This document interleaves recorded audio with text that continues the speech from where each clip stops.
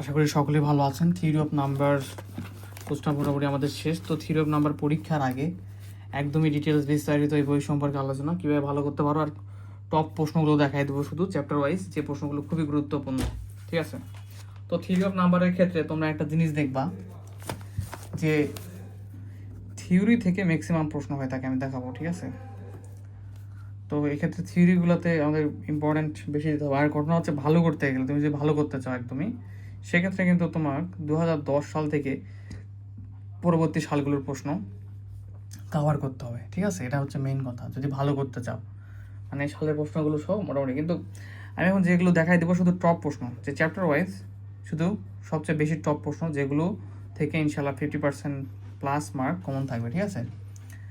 তো প্রথমত বলি, আমাদের পেইড কোর্সে কিন্তু প্রথম একটা ভিডিওতে বলে দেওয়া আছে যে কোন চ্যাপ্টার থেকে কত মার্ক হয়, কেমন ইম্পর্টেন্ট, সেই বিষয়গুলো বলে দেওয়া আছে। আজকে শুধু ইম্পর্টেন্ট প্রশ্নগুলো দেখাই দেবো। আর একটা কথা বলি, থিওরি থেকে কিন্তু প্রচুর প্রশ্ন হয় থিওরি অফ নাম্বারে। একটা সাল যদি আমরা দেখার ট্রাই করি, দেখো এই 23 সাল থেকে থিওরিতে 1টা 2টা 3টা 4টা 5টা 6টা 7টা 8টা 9টা প্রশ্ন আসছে জাস্ট থিওরি থেকেই, মানে প্রচুর থিওরি রয়েছে। তো দেখো টপ প্রশ্নগুলো প্রথমত আমরা দেখার চেষ্টা করি চ্যাপ্টার 1 থেকে। কিন্তু চ্যাপ্টার 1 এর আগে একদিন দিয়েছিলাম, তারপরেও আমি হোম টিউটোরিয়াল থেকে আরেকবার দেখাই দিই টপ প্রশ্নগুলো চ্যাপ্টার 1-এর। উপপাদ্য 4, ঠিক আছে? খুব দ্রুত তোমরা দেখে নেবা, দাগাই নেবা, চ্যাপ্টার বইটা শেষ করে দেবো। থিওরি 4, ঠিক আছে? থিওরি 4 ইম্পর্টেন্ট, মানে টপ, মানে খালি এগুলো কি যে 99% গুরুত্বপূর্ণ প্রশ্ন, যেগুলো থেকে প্রশ্ন বারবার হওয়ার সম্ভাবনা থাকে। উপপাদ্য 10 খুবই গুরুত্বপূর্ণ প্রশ্ন, আর পরীক্ষা আসার মতো।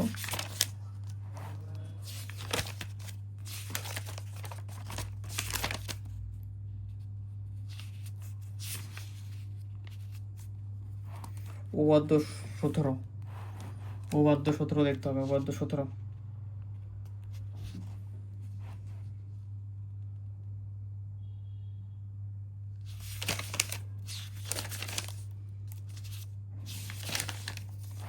শুধু টপ প্রশ্ন, কোন প্রশ্ন দেখাই দেবো। উপপাদ্য 23, ঠিক আছে? উপপাদ্য 23 মোস্ট ইম্পর্টেন্ট, 100% গুরুত্বপূর্ণ প্রশ্ন।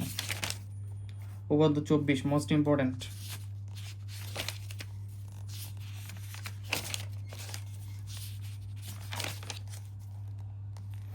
উপপাদ্য 30 মোস্ট ইম্পর্টেন্ট প্রশ্ন। উপপাদ্য 31 মোস্ট ইম্পর্টেন্ট, ঠিক আছে? এই থ্রিগুলো খুব গুরুত্বপূর্ণ। উপপাদ্য 32 মোস্ট ইম্পর্টেন্ট, এগুলো মিস দেওয়া যাবে না। আর একই ধরনের প্রায় সবগুলা, কয়েকটা করলে বাকিগুলো পারবা।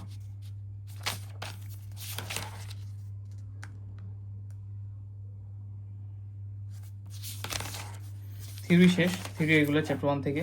প্রশ্ন 2 নম্বর প্রশ্নটা দেখবা, চ্যাপ্টার 1 থেকে 2 নম্বর প্রশ্ন। 4 নম্বরের এই ধরনগুলোর মধ্যে দেখতে হবে, ঠিক আছে? এই ধরনগুলো একটু দেখে নিবা, একই ধরনের প্রশ্ন বারবার আসে। এই ধরনটা দেখে নেবা যে পূর্ণ সংখ্যার যোগাসূর সমাবেশ রূপে, এখান থেকে একটা সম্ভাবনা বেশি যে যোগাসূর সমাবেশ রূপে প্রকাশ করো। এরপর 6 এই ধরনগুলো দেখে নেবা, যে এই যে 9 দ্বারা বিয়োগ, 14 দ্বারা বিয়োগ, একই ধরনের প্রায় সব প্রশ্ন একটা দিয়ে ভালোভাবে দেখলে বাকিগুলো পারবা। 6টা খুব ইম্পর্টেন্ট টপ প্রশ্ন।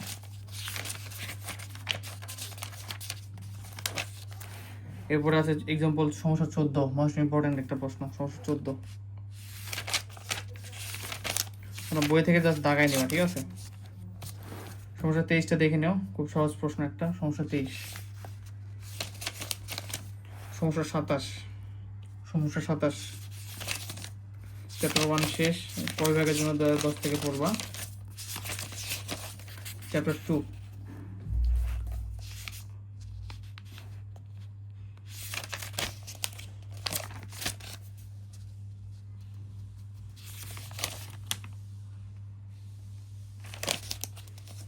টপ প্রশ্ন চ্যাপ্টার 2 এর উপপাদ্য 1 মোস্ট ইম্পর্টেন্ট, দেখ খুবই গুরুত্বপূর্ণ।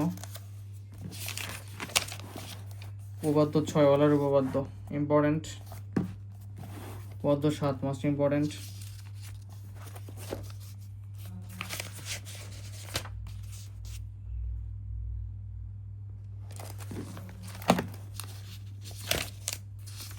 এরপর এখান থেকে উপপাদ্য 8, উপপাদ্য 11 মোস্ট ইম্পর্টেন্ট, ঠিক আছে? টপ প্রশ্ন। উপপাদ্য 12, এই থ্রিগুলো থেকে একটা কমন থাকবেই, ঠিক আছে? এই যে চ্যাপ্টার 2 যে থ্রিগুলো দেখলাম, চ্যাপ্টার 1 যে থ্রিগুলো দেখলাম, এগুলো থেকে 2টা কমন থাকবেই, 2 থেকে 3টা প্রশ্ন ইনশাল্লাহ। তো সো ভালো, যদি কেউ পাস করতে চাও চ্যাপ্টার 1 চ্যাপ্টার 2 করতে পারো, ভালোভাবে পাস করে ফেলবা। তো উইলসনের উপপাদ্যটা যেমন ইম্পর্টেন্ট, সাথে সাথে বিপরীত যে উপপাদ্য রয়েছে এটা দেখতে হবে, ঠিক আছে? উইলসনের বিপরীত সিস্টেম যেটা, বিপরীত উপপাদ্য। এবার উপপাদ্য 14 মোস্ট ইম্পর্টেন্ট। এগুলো স্কিপ করার কোনো ওয়ে নেই, কারণ এগুলো ইম্পর্টেন্ট, ঠিক আছে? যেগুলো স্কিপ করতে হবে স্কিপ করে দিচ্ছি, আগে যেগুলো দেখাই দিচ্ছি এগুলো ভালোভাবে প্রিপারেশন নিবা। এই যে 19 নাম্বারটা, 19 নাম্বারটা ইম্পর্টেন্ট আছে, দেখে নিবা। উপপাদ্য 19 মোস্ট ইম্পর্টেন্ট একটা প্রশ্ন। তো ঘটনা হচ্ছে চ্যাপ্টার 1 চ্যাপ্টার 2 থিওরিগুলো কিন্তু খুব গুরুত্বপূর্ণ এবার পরীক্ষার জন্য। তো এই ধরনের প্রশ্নগুলো একটু দেখে নিবা, যে এই যে প্রমাণ করে যত দ্বারা অবিভাজ্য যত দ্বারা অবিভাজ্য, সমস্যা 1-এর যে প্রবলেমগুলো রয়েছে, সমস্যা 2 এর এই সমস্যাগুলো একটু দেখে নিবা। এই যে এটা সবচেয়ে বেশি গুরুত্বপূর্ণ।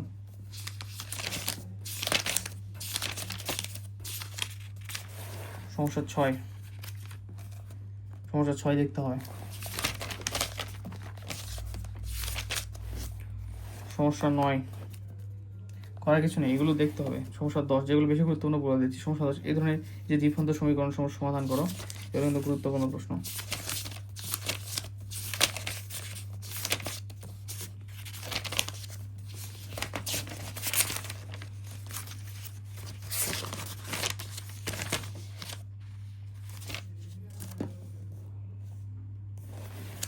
নিমেষ সমীকরণগুলো সমাধান করো। তো নিমেষ সমীকরণগুলো সমাধান করো, এটা দেখবা, এটা দেখবা, এটা দেখবা। এখান থেকে এই 3টা প্রশ্ন গুরুত্বপূর্ণ, ঠিক আছে? এই ধরনেরগুলো। তো চ্যাপ্টার 2 যদি কেউ আরো 1 ভালোভাবে করে, সে খুব ভালো মার্ক ক্যারি করতে পারবে, ঠিক আছে? এনার মোস্ট ইম্পর্টেন্ট একটা থিওরি রয়েছে চাইনিজ ভাগশেষ উপপাদ্য। 23 সালে মেবি আসে নাই, যত সম্ভব একটু দেখে নিই 23 সালে আসছিল নাকি আবার, না। তো চাইনিজ ভাগশেষ উপপাদ্যটা খুব গুরুত্বপূর্ণ একটা প্রশ্ন, যে চাইনিজ ভাগশেষ উপপাদ্য খুব ভালোভাবে পড়তে হবে, ঠিক আছে? চাইনিজ ভাগশেষ উপপাদ্য। তো চাইনিজ ভাগশেষের সাহায্যে নিচের সমীকরণের সমাধান, এই যে যে টপ দেওয়া আছে এটা ইম্পর্টেন্ট, এটা দেখবা, এটা দেখবা, এটা দেখবা, ওকে? সহসা পাস করতে গেলে শুধু থিওরির উপরে একটা ভালো প্রিপারেশন নিতে হবে। চ্যাপ্টার 1 চ্যাপ্টার 2 থিওরি, বা বাকি যে চ্যাপ্টারগুলোতে থিওরি রয়েছে।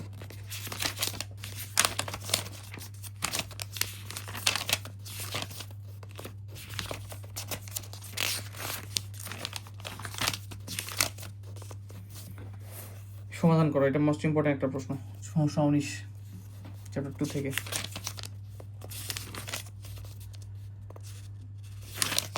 তোমরা বই দেখে দেখে সুন্দরভাবে দাগাই নেবা।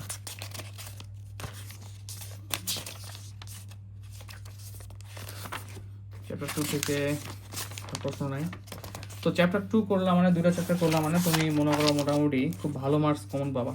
যেমন দেখো চ্যাপ্টার 1 থেকে 1টা 2টা 3টা, চ্যাপ্টার 2 থেকে একটা 4টা প্রশ্ন, 5টা প্রশ্ন। কয় ভাগে 2টা চ্যাপ্টার করে দেখো 5টা প্রশ্ন কিন্তু অলরেডি কমন পাওয়া যাচ্ছে। মানে কপাল ভালো থাকলে ম্যাক্সিমাম প্রশ্ন কমন পাবা। যেমন গ বিভাগে চ্যাপ্টার 1 থেকে একটা, চ্যাপ্টার 2 থেকে একটা, চ্যাপ্টার 2 থেকে একটা, চ্যাপ্টার 2 থেকে একটা, মোটামুটি 4টা প্রশ্ন কমন 2টা চ্যাপ্টার করে। প্রত্যেকটার সাথে দেখবা যে 2টা চ্যাপ্টার ভালোভাবে করলে খুব ভালো পরিমাণ মার্কস কমন থাকবে। 23 সালেরটা যদি দেখো, 23 সালে একই কাহিনী, 1টা 2টা 3টা 4টা প্রশ্ন, 5টা প্রশ্ন 2টা চ্যাপ্টার থেকে কমন।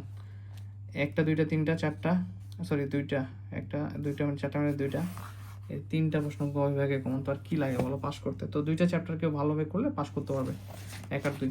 এখন চ্যাপ্টার 3-এ আসি, সংখ্যাতাত্ত্বিক ফাংশন। এখানে হচ্ছে তো ওই সো আগে কি করবা, চ্যাপ্টার এই 2টার আগে টপ প্রশ্নগুলো পড়ে তারপরে ইম্পর্টেন্টগুলো বাকিগুলো যেগুলো রয়েছে আরো, সেগুলো পড়ার ট্রাই করবা। দিলেশের বিপরীতে এটা একটু দেখে নেবা হালকা করে।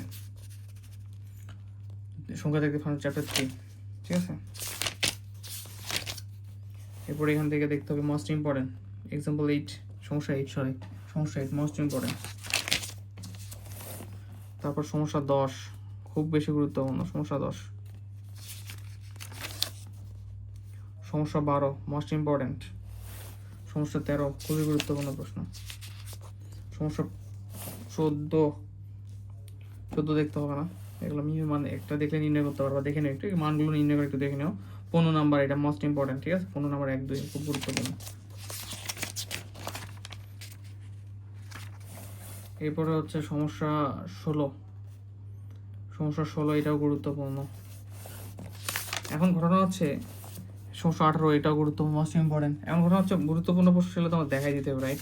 যেগুলো থেকে বারবার রিপিট হয় প্রশ্ন, যেমন এই প্রমাণ করো 1 নাম্বার, সমস্যা 20, প্রমাণ করো সমস্যা 1 নাম্বার 2 3, তিনটাই গুরুত্বপূর্ণ এখানে, ঠিক আছে? দেখবা ভালো করে।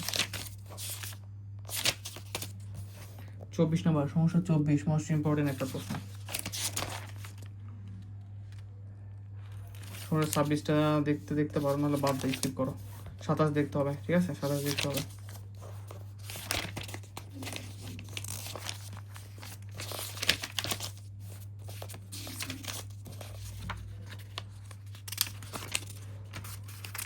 তো শেষ সংখ্যা তাত্ত্বিক এবার হচ্ছে চ্যাপ্টার 4, দ্বিঘাত অবশেষ বর্গ উপপাদ্য। তো 3টা চ্যাপ্টার করলে তুমি মোটামুটি সব প্রশ্ন 5টা করে প্রশ্ন লিখতে পারবা, ঠিক আছে? ভালোভাবে যদি কমপ্লিট করো।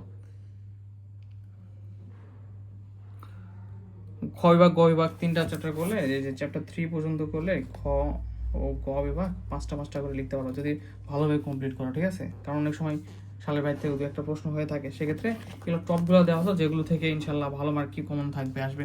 চ্যাপ্টার 4 দেখি এখন আমরা। চ্যাপ্টার 4 থেকে ছোট একটা প্রশ্নটা করে নিও, এক্সাম্পল 5, ঠিক আছে? উপপাদ্য 5 করে নিও চ্যাপ্টার 4 থেকে।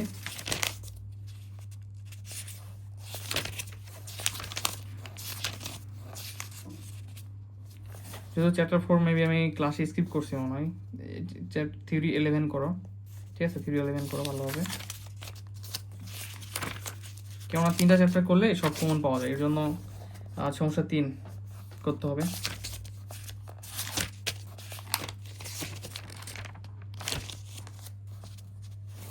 সমস্যা 10, মোস্ট ইম্পর্টেন্ট একটা প্রশ্ন।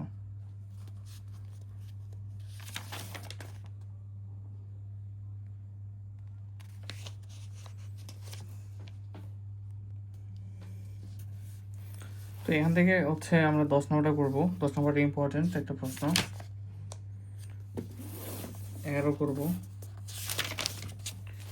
এখানে একটা রয়েছে 13 হচ্ছে এই চ্যাপ্টার করবা, 13 হচ্ছে 10 নম্বরটা করতে হবে, ঠিক আছে? 13 10 নম্বর।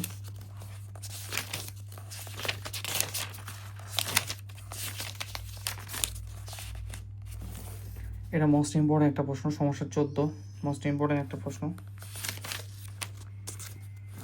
16 নম্বর দেখতে হবে। চ্যাপ্টার 4 শেষ এবং চ্যাপ্টার 5 লাস্ট চ্যাপ্টার, এটা হচ্ছে দ্বিঘাত ফিল্ড। তো এখান থেকে যে প্রশ্নগুলো করা দরকার একটু দেখার চেষ্টা করি। যে এখান থেকে প্রথমত থিওরি 1 করতে হবে, 1-এর 2 নম্বরটা করতে হবে, যারা চ্যাপ্টারটা করবা। তো আমি সাধারণত চ্যাপ্টার 3 পর্যন্ত পেইড বেসে ভালোভাবে করাইছি, ওইগুলো একটু হালকা করে টাচ দিয়েছি, যেগুলো ইম্পর্টেন্ট, কারণ ওগুলো থেকে সব কমন থাকে। উপপাদ্য 4 করতে হবে, মোস্ট ইম্পর্টেন্ট। উপপাদ্য 6 মোস্ট ইম্পর্টেন্ট একটা প্রশ্ন, খুবই এবার পরীক্ষা আসার মতো একদমই।